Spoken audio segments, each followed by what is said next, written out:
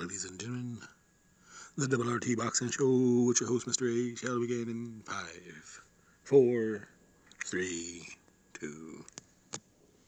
Yes, a nice addition of the Double RT Boxing Show coming up. I want to say thank you for your time and support. This Friday, on the eve of Halloween, where the freaks start to get freaky.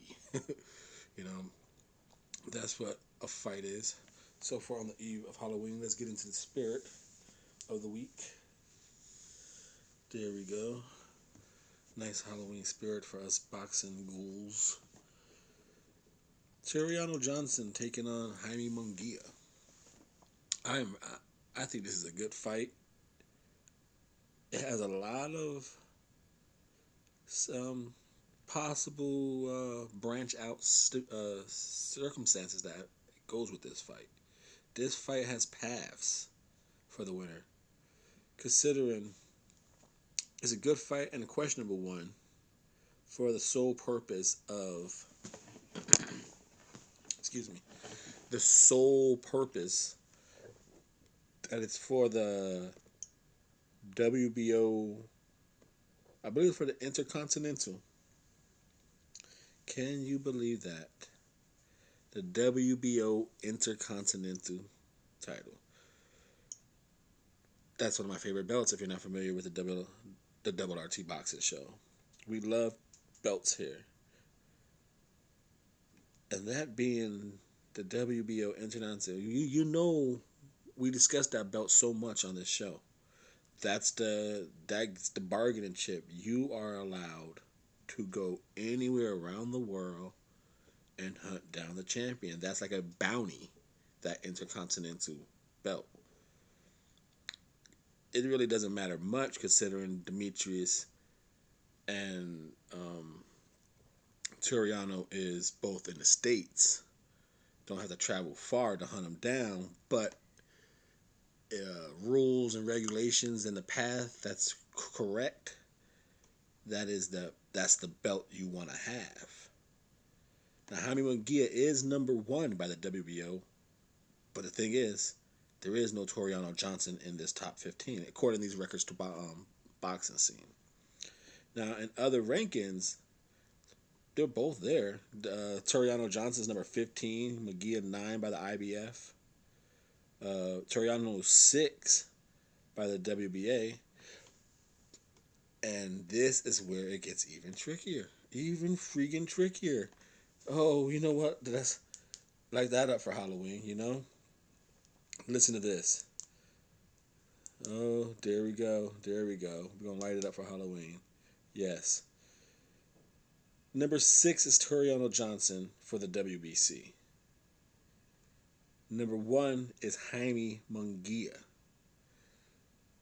Tuerano Johnson defeats Jaime Munguia. Does he get his number 1 spot in the WBC for Jermall Charlo? Does he get that? You know, that is a fight possibly to make. I can see Tuerano Johnson crossing over to the PBC for a fight. Does he get that number 1 spot? He already beat number 2 Derevchenko, Liam Williams. Number 4 is fighting Triple G. Shalecki he already beat, and number 6 is Johnson.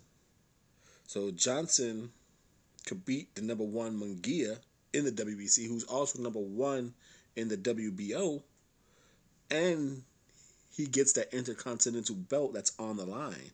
So it's really a good shot in the WBO path, obviously. But I'm just saying, he can be purchased as a contender for, or an opponent, I should say, for Charlo with a name, with a spoken of punch, you know, like, oh, Tuerano Johnson, you know, they could build it up.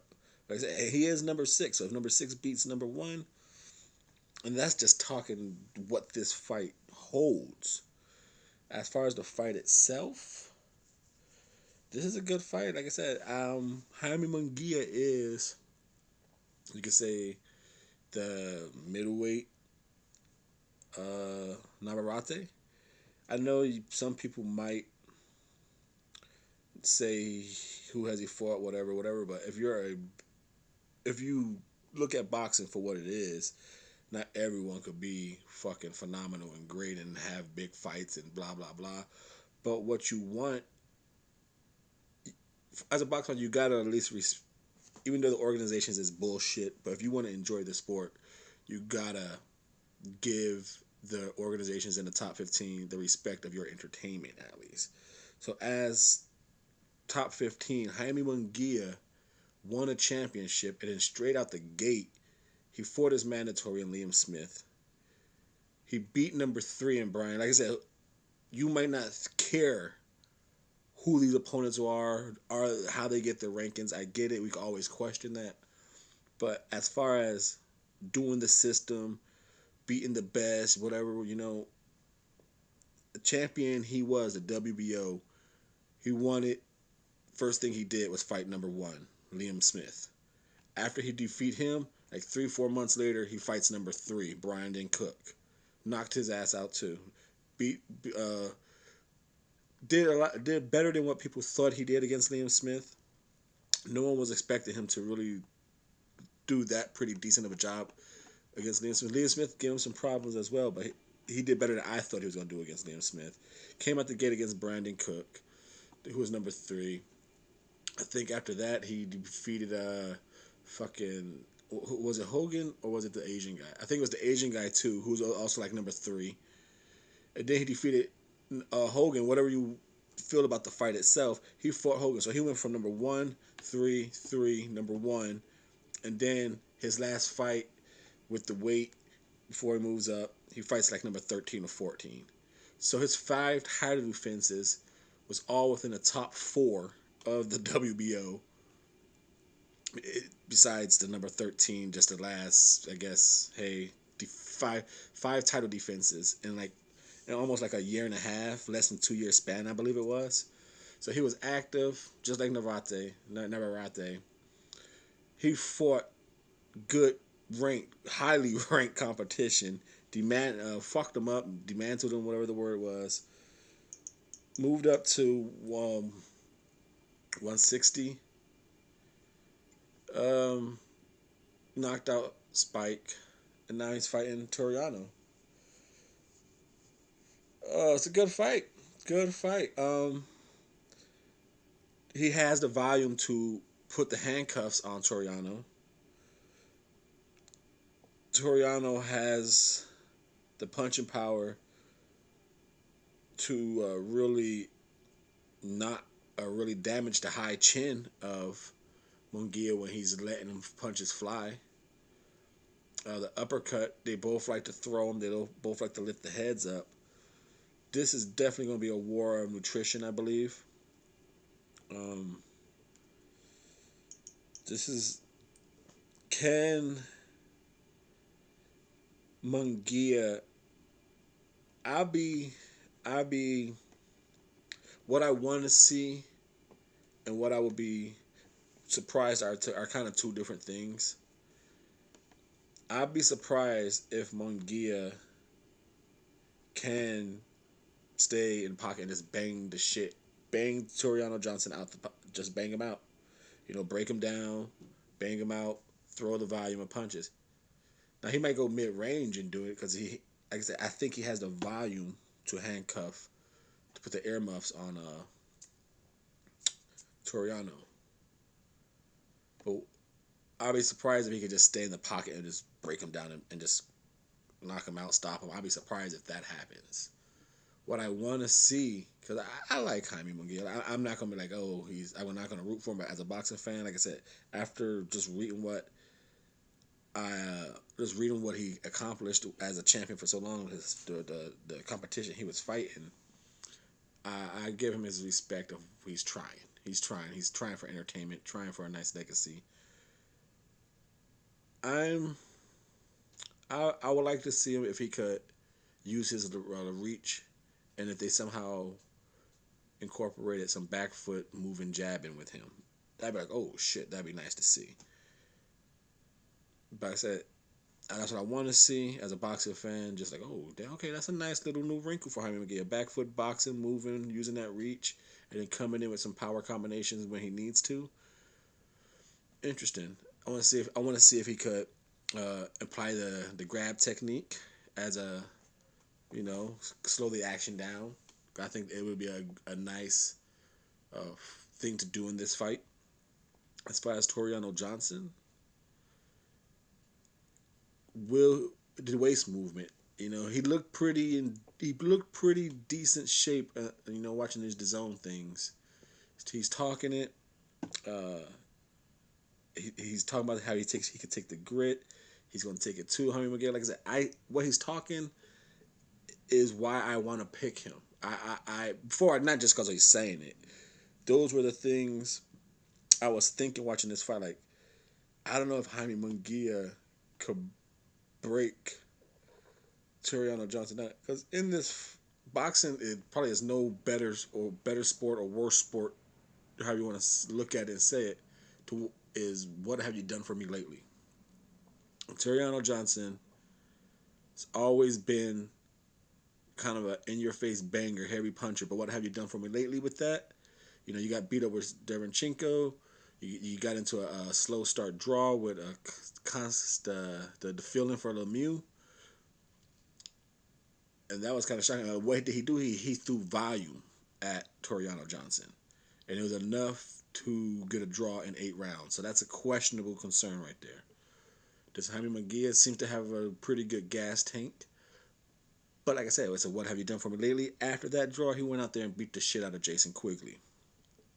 So in what have you done for me lately world, Munguia fighting, trying to be a champ, trying to be a just as they say an old school fighter, and then you have Tuerano Johnson, who just came out of fucking. He made Jason Quigley shell shock in that corner. Like I could just straight brain tomato soup on the stool.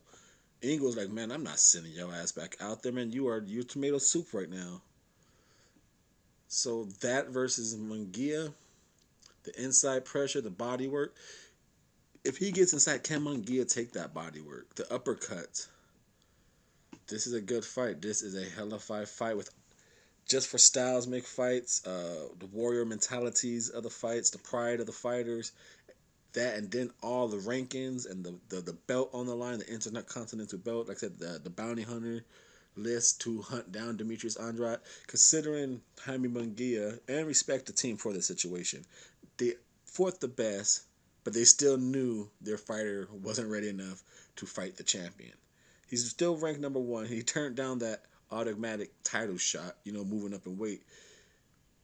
I don't see Tuerano Johnson turning that shot down. If he defeats the number one guy, gets the Intercontinental Bounty Hunter, the only thing I don't see him fighting Demetrius Andrade if he does beat Jaime Munguia, who is number one in the WBO and the number one in the WBC. If Charlo's team somehow offers him more money to fight as the number one for the WBC instead of the number one for the WBO. I'm picking. God damn, I don't know. I don't know. Jaime Munguia. Like I said, I want to see back foot jabbing and moving. I think that'd be awesome. As a fan, I want to see Tuerano Johnson get inside and beat the shit out of Jaime Munguia and really test him. Body shots, uppercut. What he's gonna need. This is a long ass video for this, a fight that no one's talking about, but I think it's a really fucking good fight. Um, I will want to see Tuerano Johnson use a lot of waist movement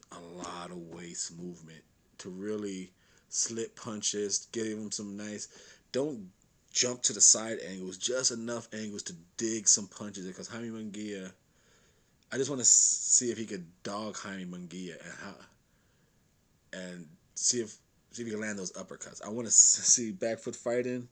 I want to see Jaime Munguia get dogged out and see if he could transform into a back foot fighter to survive that. I guess is what I'm looking for as a boxing fan. And because like I said, I don't I'll be surprised if it turns into a phone booth and Tuerano Johnson doesn't dog out Jaime Munguia. I'd be surprised if Jaime Munguia could just break him down. Even though we've seen it done before, I just think with the arm distance and the head high and that style, but again, he has the volume to put the handcuffs on, and he has the looser waist, the quicker feet. Does Tuerano Johnson have the waist to? It's interesting, interesting. I'm gonna go. Oh, I don't know. I don't know. Thank you for your time and support. A little long to be in this rehab center. I know you just came for a nice quick checkup, but the doctor's telling you your problems and your fixes, and I'm gonna write you a prescription for a Tuerano Johnson upset. This is the Double RT Boxing Show. Thank you for your time and support.